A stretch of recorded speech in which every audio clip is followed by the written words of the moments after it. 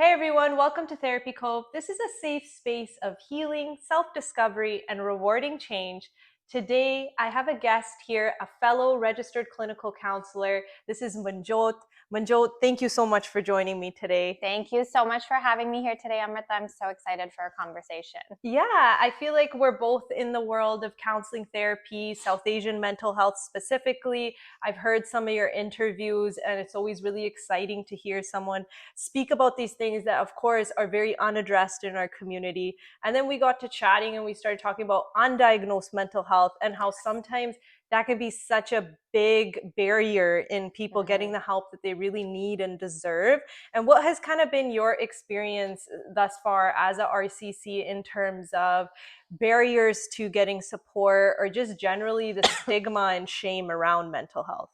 Yeah, I think the biggest barrier is there's not enough resources, right? Yes. And I think unless you can get your loved one or family member or friend or a client into a situation where they can, get a referral to a psychiatrist immediately, it's always so difficult to get that diagnosis, right? Yes. And it's problematic because if you wait too long, then symptoms often worsen, and then we're looking at hospitalization, and it shouldn't get to that point, right? Yeah.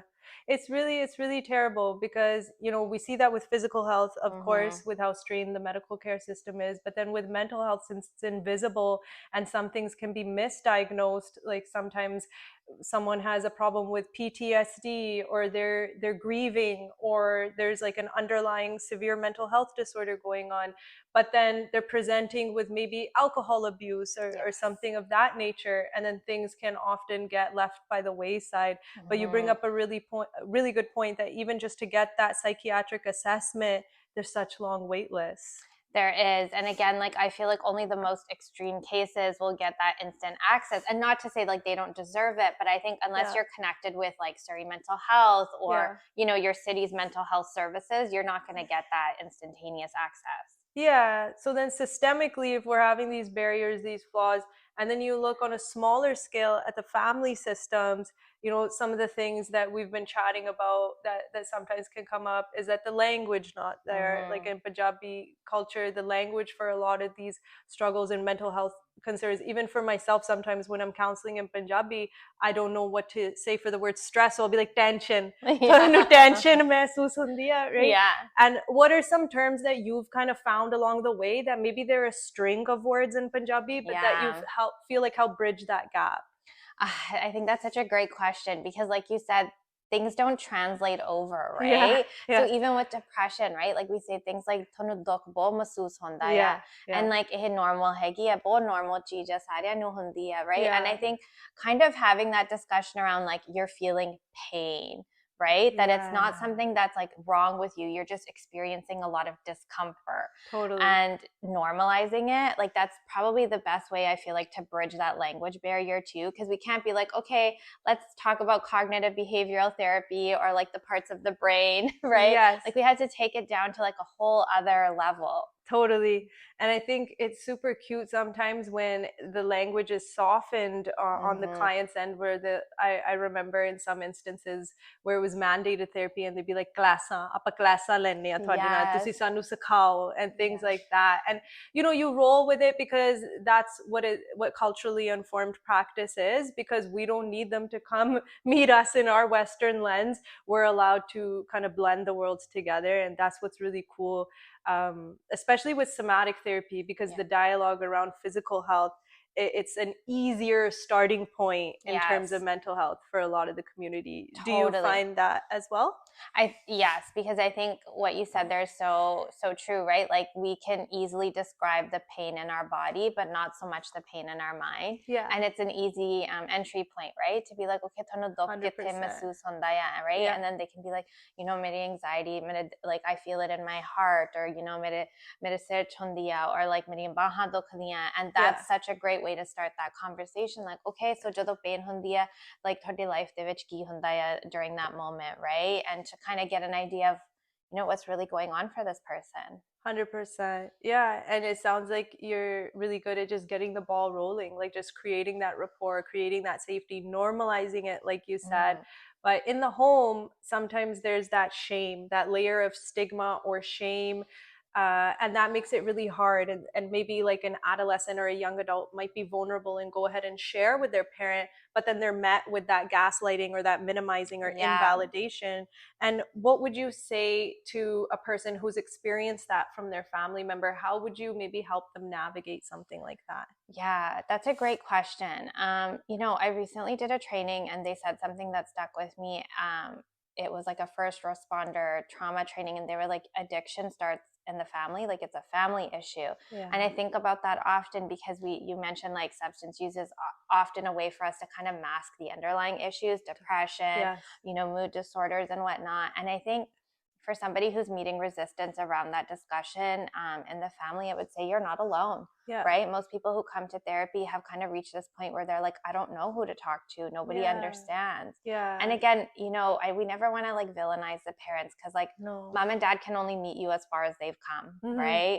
So therapy is the place where you're like, okay, now I need to go further than them. And I need to have these discussions. And eventually maybe they will understand. I think it takes a long time for that generation to get there, but therapy is a great place to start that conversation. I agree. And that's such a beautiful thing you said, that it's just about giving them the space to finally be heard, giving them that safety and that kind of asra, right? Just creating that environment. And sometimes it's a clash of values. I feel like recently I've really been doing a lot of exploring around that like for parents, like you said, it's not intent, it's not malicious intent, they're just capped off. And also they're only informed through their lens of their values. So for them, let's say if there is mental health going on for their child or someone else in their life, they're going to be high focus on perceived image. And how is this going to reflect in society, or perhaps how will this damage marriage prospects? That comes up a lot. And what would you want to say on that topic about image and marriage prospects? I think that's a really good point you bring up, because like as we see in our job, a lot of people experience either diagnosis or waiting for a diagnosis in their like mid to late 20s, right? That's when the big life changes happen and the stressors happen, and it happens to coincide with being on the marriage market. And I think it kind of touches on that loki kyange, right? If they find out vi apni family de vich ehi problem hegi hai, or that you're taking medication for depression, right? Then it becomes like it becomes really scary, I think, for that generation, right? And then it becomes scary for you as the individual experiencing it, because now you're wearing a lot of shame, right? And it's not yours. And it makes treatment and like, pursuing therapy all the more difficult. It's just roadblocks and barriers, because it already takes so much courage to even acknowledge, put it on the radar. And then when you're met with that opposition, or maybe they're making you feel guilty or embarrassed, it's just a deterrent, and it's not conducive to the healing journey at all. And sometimes in a lot of South Asian families, it's a lot about the facade of a happy family, like keep whatever's going on within the home. And then that can also create those barriers to getting treatment, and it's just so challenging. And I think we hear this often in therapy, right, where we're kind of taught like kar de vich hi gal rakho, right? And it's like, well, no, like that's not going to be helpful for discussions around mental health, because we need to seek outside support, right? Inside the home, like not saying that there isn't a lot of love there, but there's not a lot of opportunity for growth, because we're trapped in those same intergenerational patterns and traumas and whatnot. And so it's like, even in any culture, it's sometimes not comfortable to go tell a stranger, quote unquote, your problems, or share with someone, which is essentially what a therapist is from the get-go. And it can be daunting, but I think you and I would agree that we're doing this because we care. We're doing that because the shoe's been on the other foot. We know what it feels like to require support and maybe not be able to find it, especially culturally informed care. And so we're in this with a desire to create change, be that support, and that layer of maybe hesitance. Hopefully we can dispel that pretty quickly in the Therapeutic Alliance. But just for anyone watching, just kind of, what is a message you would want to say to them to kind of help them feel more comfortable to go speak to a therapist? I think I would really want to just normalize the experience, right? Like whatever you're going through, I promise you, like you're not alone, right? Whether it's struggling with setting boundaries around with mom and dad around marriage, whether it's, you know, getting treatment for your anxiety or depression, whether it's coming to terms with a diagnosis, right? Like ADHD or bipolar or depression, like you could be going through anything. And I would really want people to know, like, you're not alone. Yeah. Right. That's what the whole purpose of therapy is, to come and find a safe space to talk to someone about what you're going through. Yeah. Yeah, and it is out there, and I always say that it's okay to keep trying different therapeutic alliances because everybody's personality style is different. What works for one person might not work for the next, and Yeah. same goes for modalities. So it's kind of like shopping around, and it's Yes. okay to do as many consultations as you want. And even sometimes with one therapist, they'll match a certain phase or chapter of your life, and then it's kind of served Yeah. its purpose, and then it's okay to go try a different modality, and that's cool 100%. too. It's all just about resourcing, and Mm-hmm. that's what matters most. Yeah, and I think you bring up a great point, right? Like, it's okay to have a therapist for one chapter of your life and then move on to another therapist, you know, as you kind of navigate different chapters, right? And that's important. That you're going to change, your therapist might change, your life experience as well. Yeah. It's just about getting your foot in the door and starting those conversations. Yeah, and just trying it out. And vulnerability takes a lot of courage. Sometimes there's that concept of like being mega strong and repressing can also be a cultural norm because it's taboo to show weakness, so to speak. And having these type of struggles is perceived as weakness. But really the courage and the strength is in being able to go there and share and explore and resource, and really believing that should be allowed. And so it's kind of important to create that dialogue as well. You said something in the beginning bit. You talked about correlation, that sometimes the onset of some of these diagnoses, it falls right around the time of marriage time, and that's such a neat concept. I haven't really thought about that before. But what are some other maybe correlations you've noticed in terms of perhaps adolescence or certain life transitions, and that can be the trigger, so to speak? Yeah, I think, you know, early 20s is sometimes when now we're seeing like a lot more people moving out, right? And that transition, especially leaving your family home, is when you're like, oh crap, like I didn't know my anxiety was so bad, or I didn't know I had PTSD from this childhood experience. Another big life transition is having a baby, right? Whether you're the mom or the dad, that can also be the beginning of, you know, the onset of different diagnoses, right? And I think people don't really think about that, even with grief, right? Like, especially in our culture, you know, we do absos, the funeral happens and we move on, but the grief often comes way afterwards. When we're trying to like incorporate like a loss of this person and then go back to our regular routine. And I often find people will come to therapy like maybe 6 months after the death, a year, 2 years, and they're like, I never processed it. I never moved on, right? So it can literally be anything, right?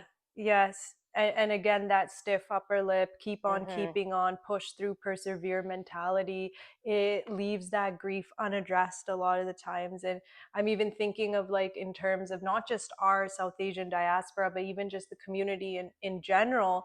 Sometimes these really big things happen even when someone's in high school, let's say, and the community resources, sometimes they're there, sometimes they're not, like a school counselor or a grief counselor.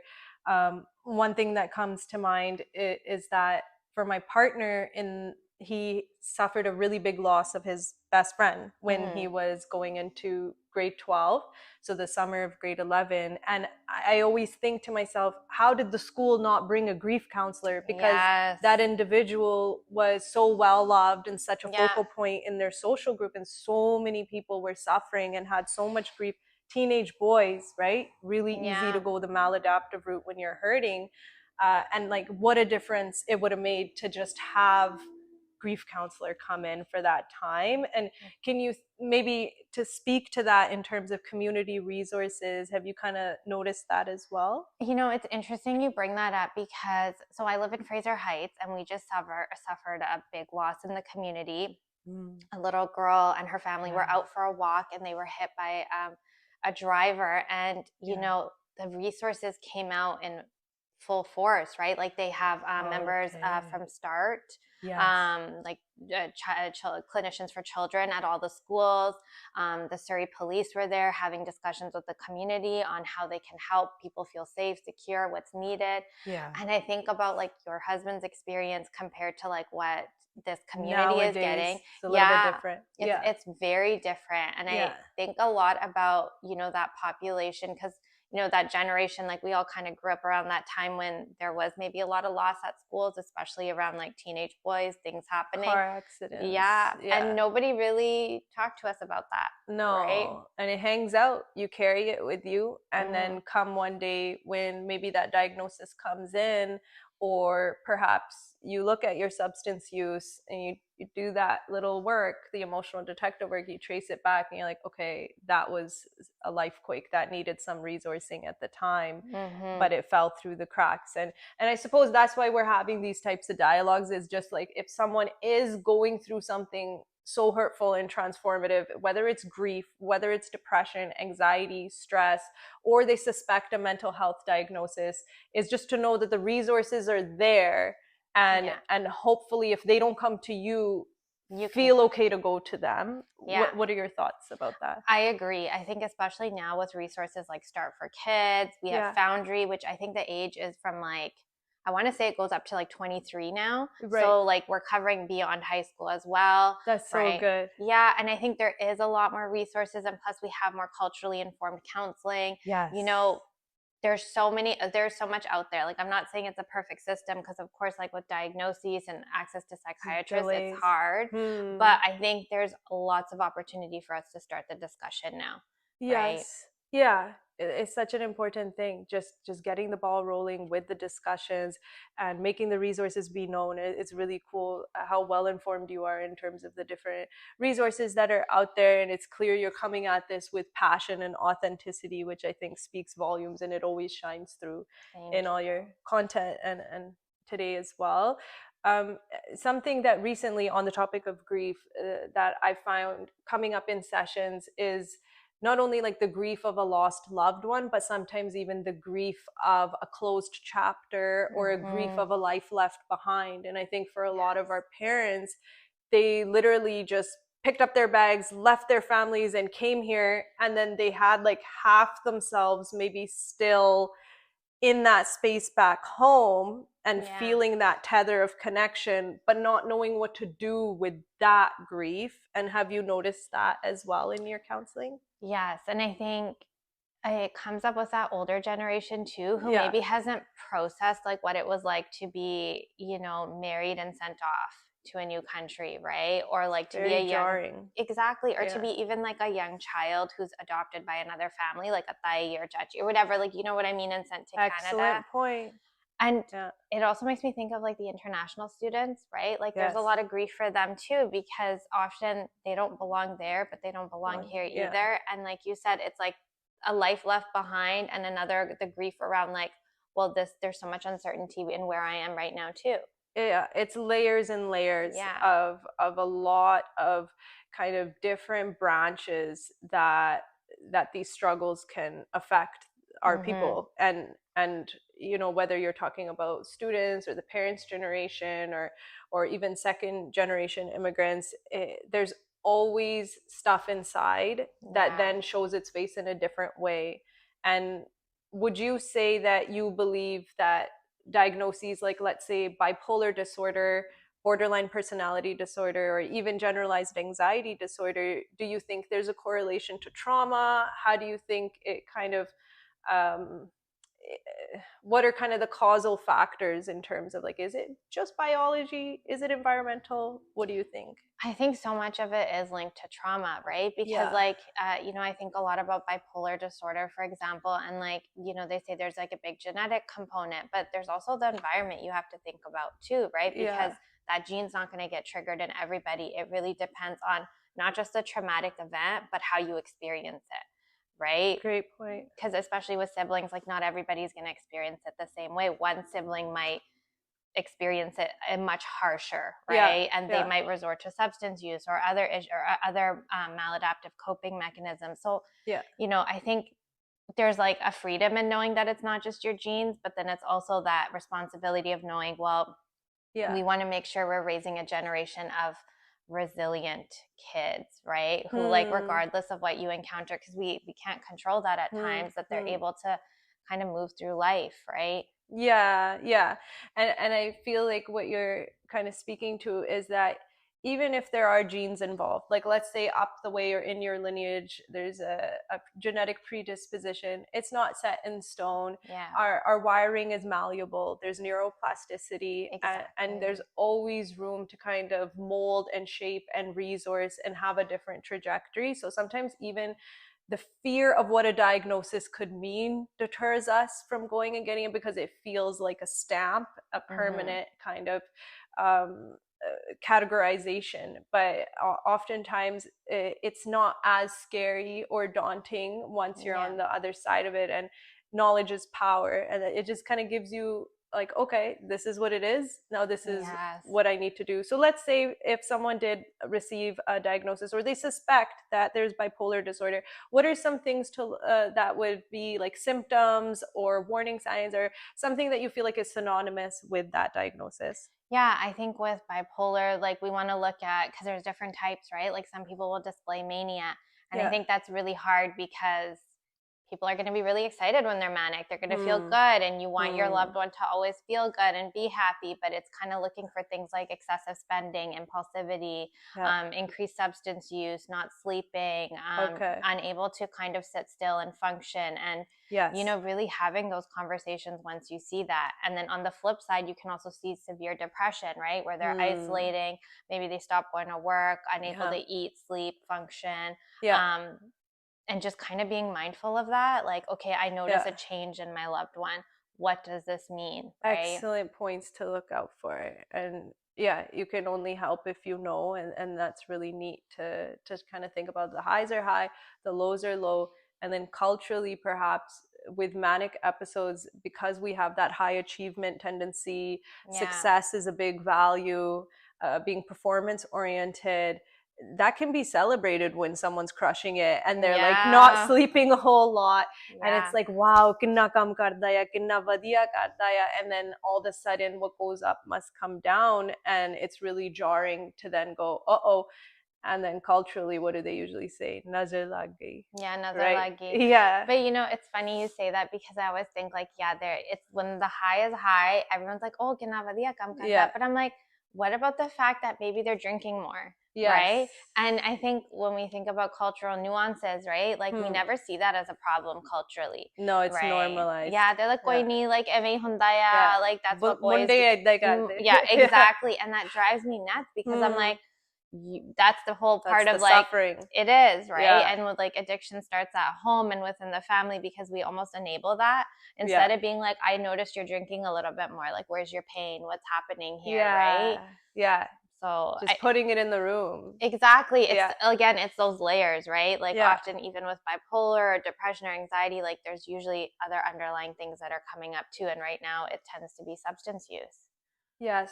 That's such a key point, that with that diagnosis, substance use is used to be the antidote, because the person doesn't know what's going on. They're just feeling some sort of dysfunction or dysregulation. So what's normalized in society, go grab something external and try to suppress what's going on inside. But then also in the culture, that's so normalized and excused away, and then it's just like a blind spot in the family system. And so in addition to what you're saying is like, hey, if you see that, call it out, have a kind, compassionate chat with your loved one. What are some other ways to kind of reduce stigma, maybe especially around bipolar disorder, but even just any mental health if it is going on in the family system? Yeah, I think, you know, especially when I work with clients who either have the diagnosis or are thinking about getting one, I'm like, we want you to get it not because we care about the label, but we want you to have the self-compassion, so that you notice like, oh, hey, like especially with bipolar, like there's something called spring mania, right? So like as soon as March rolls around and the days get longer, you notice a lot more people are being treated for manic episodes. So having that label helps us plan, and that's where compassion kicks in, right? And even with depression, like as we know, lots of people get seasonal depression, right? So like we don't care about the depression part as like what it means as a label. We want the self-compassion. So, you know, days are going to get shorter. Maybe we need to have more family like connections planned or activities planned, things like that, right? Yes. And it's so key to know these little things, because then you know what to look out for. And weather is so correlated with mood and mood dysregulation. But then, of course, sometimes in the culture, mood dysregulation will be excused away as a gender thing, like, oh, the garam savaya, men are given that permission, or oh, she's being dramatic, the drama karti rendi hai, so it's kind of excused away for females as a hormonal thing. Sometimes what we see is the spiritual excuses as well. Oh, if there's stuff like that. So, you know, what would you say if someone's family is using that kind of terminology and explanations?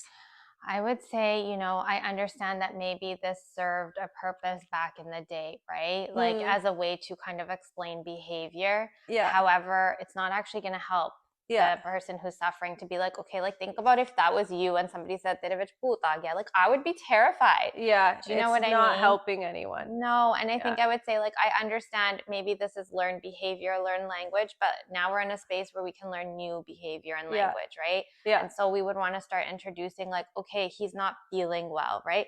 Something doesn't seem right. You know, and opening up that discussion. Like, I noticed you haven't been sleeping. Can we talk about it, right? Or like, should I connect you with the doctor? Should I make the appointment for you? Those conversations are going to be a lot more helpful than oh, de vich puta gaya. Right? Yes. And like you said, it's traditionally what's familiar to them. So perhaps there's more of a tendency to go to a spiritual healer or someone of an alternative practice, and there's a lot more comfort there because that's what existed. And to go chat to a mental health practitioner, it's so foreign. Yes. That's a good point. Actually, I didn't think about that either, because we do see that in our community where it's easier to go to the baba for like a prayer and like some guidance than it is to like go to a counselor. And it's exactly what you said though, right? Like that's comfortable. Everybody goes, we can talk about it. We can share it with our family. So everything's fine. But again, like we have to open the door to be like, no, I went to my therapist instead, right? Or my doctor, or psychiatrist, because again, that's part of the generational trauma, right? Where we're still repeating those patterns, but coming to therapy is where we're breaking the cycle. Right. What a powerful thing, right? The newer generations definitely making waves with that, with everything you see on social media, the different accounts. It is neat to see, and it's lovely, and it's definitely encouraging for people like us to then go add to the conversation and just kind of thicken the dialogue. But you know, even with spirituality, I feel like sometimes maybe people might have the misconception that it's either this or that. But personally, I love to even weave in the spiritual aspect and Sikhism. And Sikhism is a beautiful religion, and it has so much value in terms of mental health resourcing. And I've even sent shabs to my clients before, because these are the things I use. So I think it's a part of it. Like there's biology, psychology, your social circle, and then also because of our lineage, who we are inherently, there is that spiritual side. It's just about not putting all your eggs in one basket and maybe diversifying the help and the resourcing. What are your thoughts? I agree. And you know, when I first started counseling, I think I was kind of hesitant about the spirituality aspect, because I had my own religious trauma, like, you know, growing up, having Sikhi kind of being pushed on you as like you're good if you follow it, bad if you don't. And so it's interesting because in the past year, that relationship has really changed for me. And now I'm kind of in the same boat as you, where it's like, I have, you know, different parts of like Jope Sahib or Japji Sahib written down because they mean something to me. It's your personal connection. It is. And like spirituality, like you said, it's another thing to have in your emotional toolbox, right? Something to lean on, something to remind you that you have to have faith in the universe, right? Yes. And so it's cool that we can acknowledge the intergenerational components, that maybe we're allowed to assess, reevaluate if we want to carry those things forward. and then the things that are valuable and are great resources, how can we weave that in so it doesn't have to be this or that, and psychology doesn't have to be strictly like scientific based. Of course, at its core, at its spine, there is a lot of science, but that's what culturally informed practice, as what you're saying, is. It's about just weaving it all together, and making it helpful in that manner. So we briefly touched upon how now the newer generations are talking about this much more liberally. And what do you think more could happen, just to kind of wrap up our chat here today? And I feel like we're going to need a part 2, because this was really, really valuable and insightful. But what do you think more could be added to the dialogue in terms of change and just dispelling the stigma, changing it from being undiagnosed mental health to diagnosed mental health, and what to do with that? I think conversations need to be had, right? Like I always tell the clients that come to therapy, especially the younger ones in their 20s, who are like maybe just being diagnosed with like ADHD or have their diagnosis of anxiety or depression. I'm like, if you feel comfortable, like talk to your family about it, right? Tell them you come to therapy, tell them you're seeking help, because that's where we're going to break down the barriers, right? And also allow, like, have those discussions, because then maybe mom and dad can seek their help too. Right. And so again, like the conversations. And I came across this podcast recently. It was all in Punjabi. One of my best friends sent it to me. I think his name is Baldev Mutta. He's a social worker. I love him. Oh my gosh. He's amazing. When he's talking about all these things, I was just like mind blown. And he's woke. I sent it to my parents because, especially with my dad, like he speaks Punjabi more. So I was like, Dad, like, you've got to listen to this. It is bridging the gap, because I'm sure you've experienced this too, but like, how do you even describe your job in Punjabi? Like, my dad struggles, and I love to hear the variation of his like definitions, like as they kind of morph, but it's just really beautiful, because I think Baldev Mutta, I don't know exactly how he said it, but it was like, ਆਪਾਂ ਸਾਰਿਆਂ ਦਾ ਦੁੱਖ ਦੇਖਦੇ ਆਂ ਤੇ ਆਪਾਂ ਉਹਦੇ ਨਾਲ ਬੈਠਦੇ ਆਂ and ਗੱਲ ਕਰਦੇ ਆਂ. And I was like, that's the definition. You're like, Dad, this is what I do. But like, that's what I mean, right? Like, we got to find ways to bridge that gap, because untreated, mental health issues and getting a diagnosis, it's not just for like this generation. Like, got to open the door for like our parents and, even our grandparents to be like, hey, like, it's okay that you felt like this. This is probably what it was that you were experiencing. And these are like coping mechanisms. Holding space for them. It's such a game changer. Even these little things, they make a world of difference. Totally. And I'm so appreciative for you coming here today. And this is why I started doing this, is because I feel like I've been working for many years in isolation, and that was just the chapter I was in. But I feel like there's so much to learn from our fellow counselors, and this was excellent. I learned so much, and I feel like we definitely need to do a part 2 and just elaborate on different things. Do you have any kind of final messaging, anything you want to say to sum up for today? I just want to say, I think if you are thinking about seeking help, if you're thinking about starting the conversation, you should, right? Like we said earlier, shop around, find your therapist, and maybe it won't be the right fit for your whole entire life, and that's okay, but just start somewhere. And I promise you, whatever you're coming to the table with, you're not alone. Yes. Beautiful. Beautifully said. I love that. And thank you guys so much for tuning in and watching. I hope you found a lot of this helpful. And of course, you can contact Manjot. Do you prefer email or phone? Or? You can just find me on Instagram at Ask Manjot, and all my contact information is available there. Excellent. And my handle on Instagram is @therapycoveco. As usual, thank you for watching. See you next time.